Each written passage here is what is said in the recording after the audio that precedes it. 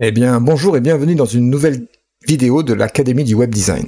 Aujourd'hui, nous allons nous intéresser à un logiciel 3D qui est particulièrement intéressant car il fait partie de la suite Adobe, donc j'ai nommé Adobe Dimension.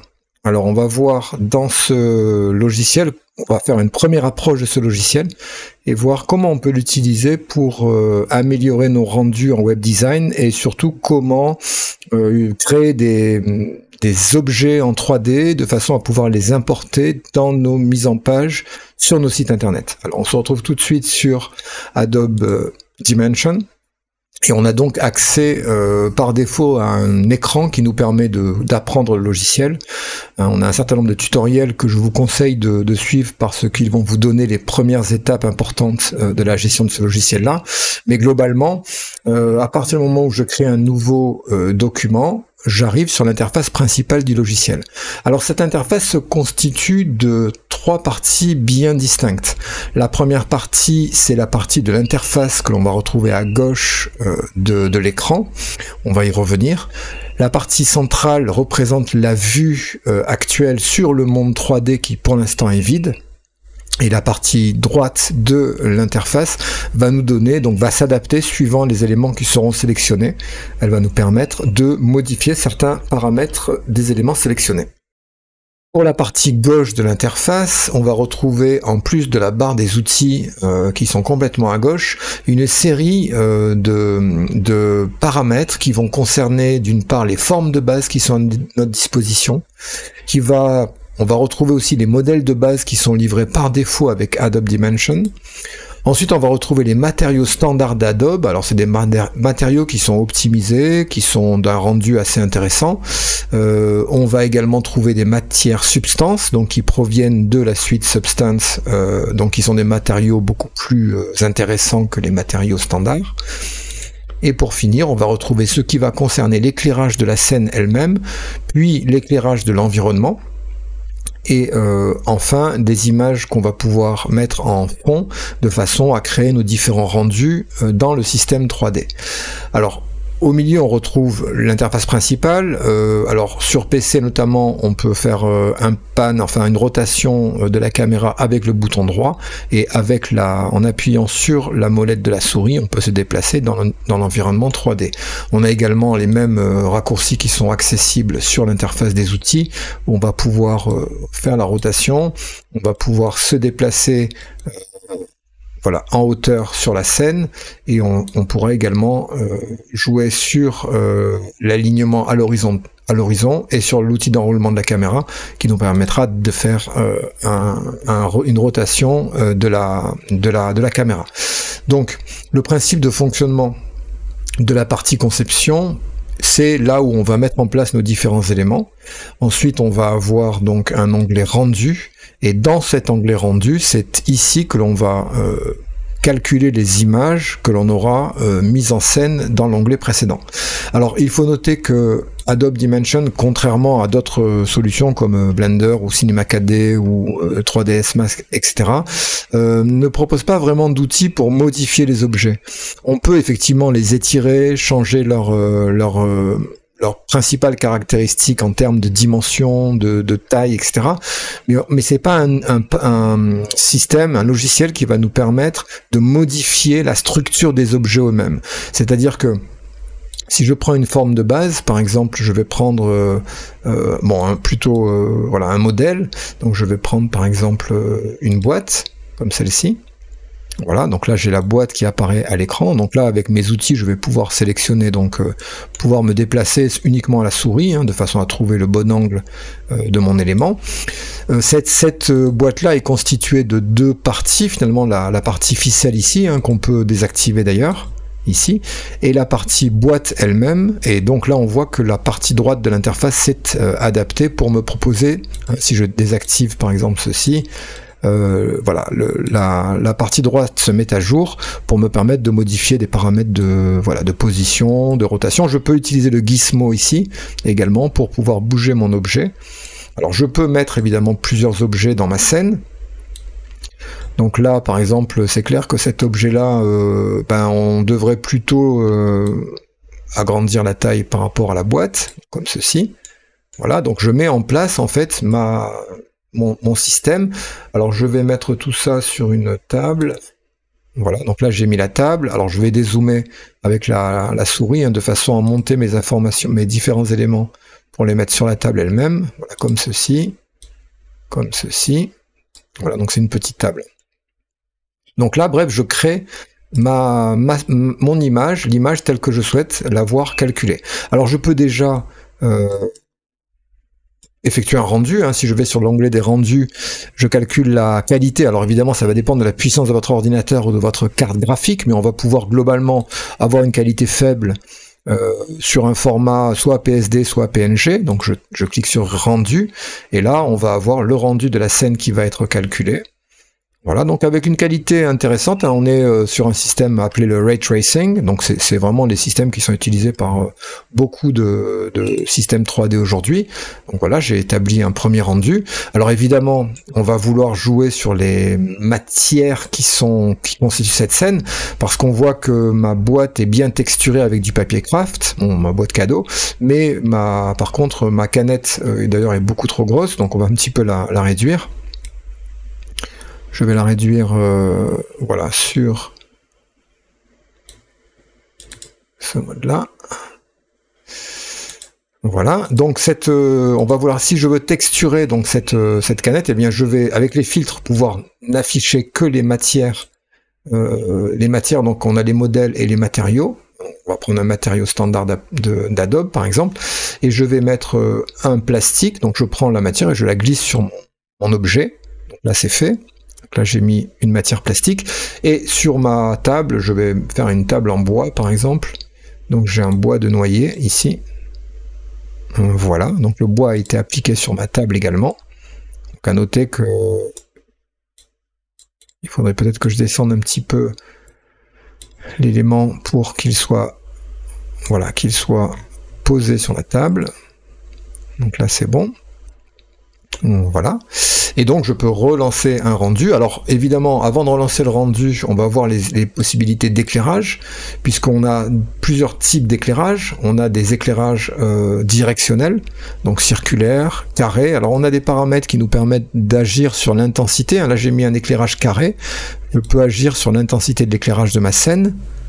Ici, alors attention, on a aussi dans les paramètres de la scène ici, une luminosité de l'environnement, c'est-à-dire on a une luminosité globale. Donc si évidemment j'enlève la luminosité globale, et bien à ce moment-là maintenant je n'éclaire la scène que par mon éclairage principal.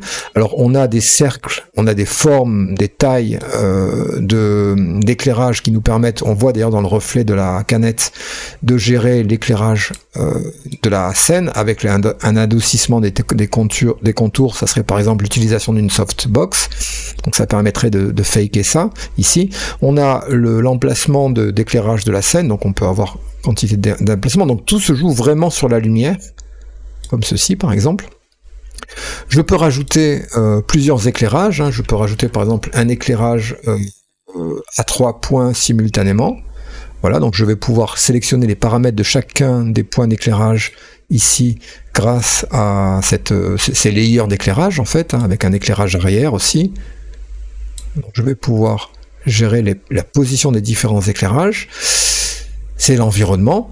Et en plus, j'ai en plus des éclairages directionnels, j'ai des settings qui vont me permettre de reproduire des éclairages avec des nuances particulières. Par exemple, si j'enlève la luminosité, la lumière clé, la lumière d'appoint, l'éclairage arrière, donc là j'ai plus aucun éclairage, mais je peux passer sur un éclairage d'environnement, par exemple comme ceci, où là je vais avoir tout de suite un positionnement que je vais pouvoir gérer en termes d'intensité, de rotation également, de façon à positionner mes sources, mais il y a plusieurs sources qui sont connectées à cet éclairage d'ambiance.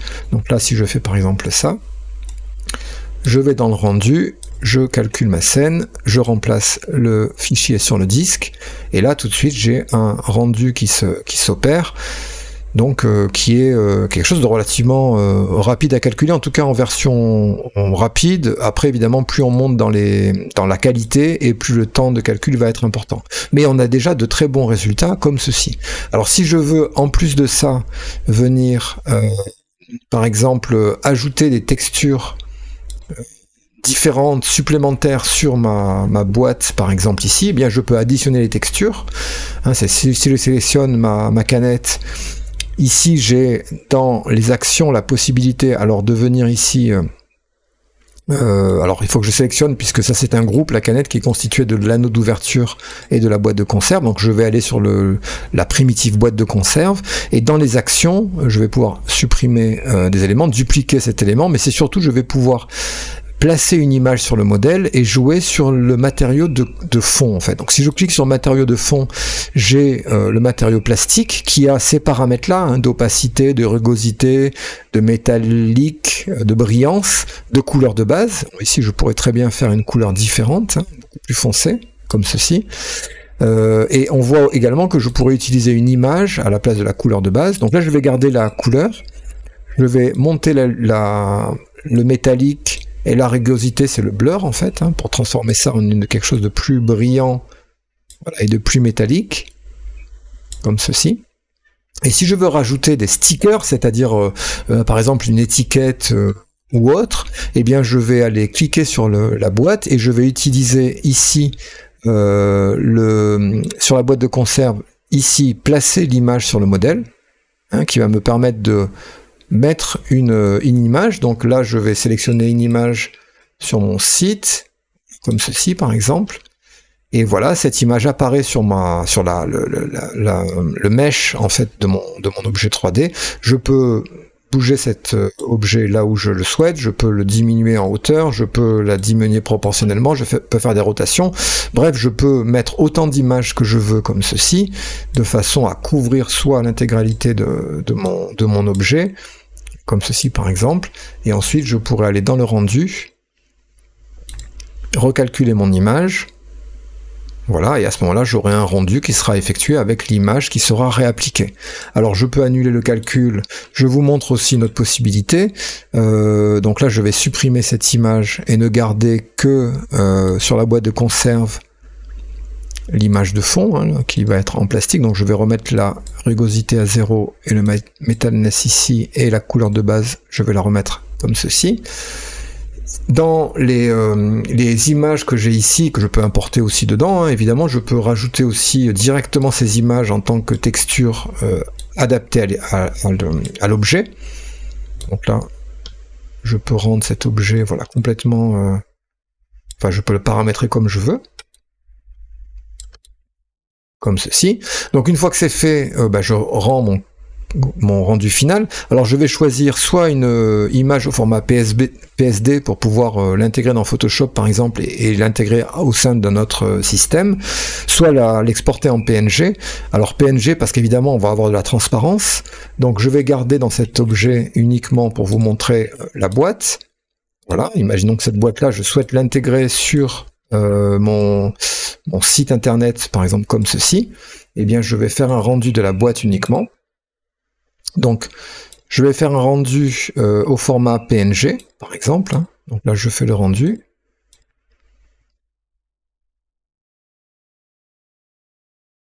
Voilà, donc le rendu a été enregistré, et maintenant je vais l'intégrer dans ma mise en page sous WordPress.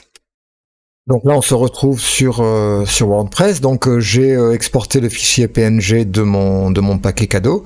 Je vais pouvoir l'utiliser dans une mise en page. Donc je fais par exemple une mise en page avec 2 colonnes sur Elementor. On va mettre une hauteur minimum à cette section avec une position étirée pour les colonnes. Voilà. Si je veux utiliser cette image en fond, eh bien je vais aller dans la colonne par exemple, et là je vais aller sélectionner l'image. Alors l'image je viens de l'importer dans ma bibliothèque des médias, elle est ici. Voilà, et là j'ai plus qu'à faire une taille d'image contenir, de façon à avoir l'intégralité de la page. Alors on voit qu'on a un fond, elle a été rendue sur un fond. Donc là ça peut être une première solution pour créer un design sur ma scène. Maintenant on va voir comment la créer sur un fond transparent, puisque là si je change en fait, si je mets une couleur de fond à cet élément là, hein, par exemple en venant ici supprimer l'image sur un fond rouge et en mettant un widget image directement dans la colonne ici, et en venant sélectionner l'image, c'est une image PNG, mais en fait WordPress l'a inséré avec le blanc, donc il n'a pas repris la transparence, donc il n'y avait a priori pas d'information de transparence dans l'image, et c'est ce qu'on va tout de suite aller vérifier, et on va modifier ça pour qu'on puisse avoir la transparence. Donc effectivement, quand on ouvre cette image sur Photoshop, on voit que même si le nom est PNG, on a bien une ombre qui est transposée sur le fond de l'arrière-plan, et quand on va voir dans les couches, on n'a pas de notion de canal de transparence dans cette image-là. Donc on va tout de suite aller modifier les rendus pour qu'on puisse obtenir de la transparence. Donc je reviens dans Adobe Dimension, je suis dans la partie rendu. Alors niveau conception, je vais voir, donc on n'a pas de fond, on a juste un seul objet, donc ça c'est bon. Et là je vais faire un rendu maintenant au format PSD. Donc je fais le rendu sans titre.psd. Donc là il y a une nouvelle fois un calcul de l'image. Donc là c'est fait, et on va aller voir ce qui se passe dans WordPress. Ok, alors je suis revenu dans Adobe Dimension, puisqu'il y a en fait on ne peut pas rendre directement la transparence d'un canal de PNG, notamment un PNG transparent, directement avec Adobe Dimension. Mais il y a quand même un truc qui permet de le faire en fait. C'est dans la conception, vous revenez dans l'environnement, et dans l'environnement en fait, vous enlevez l'arrière-plan, le plan au sol. Et à partir de là, en fait, vous allez pouvoir rendre ici dans le rendu. Alors en mode, il faut le rendre en mode PSD. Vous faites un rendu de votre image. Donc il va recalculer l'image sans le fond cette fois-ci. Donc là c'est bon. Et on va l'ouvrir dans Photoshop. Voilà, donc on se retrouve dans Photoshop. Je vais rouvrir l'image. Ici, PNG, PNG. Alors pardon, non, c'est l'image en PSD que j'ai fait. PSD. Mettre à jour. Et là, en fait, dans cette version PSD, ce qui se passe, c'est qu'en fait, l'objet est rendu sur son calque lui-même. Donc ça, c'est intéressant, puisque à ce moment-là, maintenant, on va pouvoir travailler la transparence, puisque comme on le voit, on a un objet qui est détouré. Donc à ce moment-là, on n'a plus qu'à supprimer la couleur d'arrière-plan et de faire un export de cette image au format PNG, comme ceci, de l'enregistrer. Donc je vais l'enregistrer là-dessus, PNG. Voilà. Je vais même l'enregistrer sous un autre nom pour pas avoir de problème de cache dans WordPress, parce que dans WordPress, si on importe deux fois le même nom de média, eh bien on va avoir un problème de cache, puisqu'il va reprendre par défaut les informations dans le cache. Donc là maintenant j'ai mis un fond rouge. Si je mets une image par-dessus et que je téléverse le fichier PNG qu'on vient d'exporter, c'est celui-ci. Voilà, il importe, et là on a bien la transparence qui est importée, donc on peut maintenant jouer sur la couleur de fond qui nous permet voilà, de faire ceci. Donc voilà, globalement, ce que je voulais vous montrer aujourd'hui, c'est une autre facette de mon travail qui consiste à créer des designs en 3D. Si cette vidéo vous a plu, n'hésitez pas à vous abonner à ma chaîne. J'essaie de mettre régulièrement des contenus. Et puis, si vous souhaitez plus de contenu en 3D, dites-le moi et je pourrai faire des tests ou des tutoriaux sur Cinema 4D notamment, que je maîtrise depuis de très nombreuses années. Merci de votre attention et je vous dis à bientôt pour une nouvelle vidéo sur l'Académie du Web Design.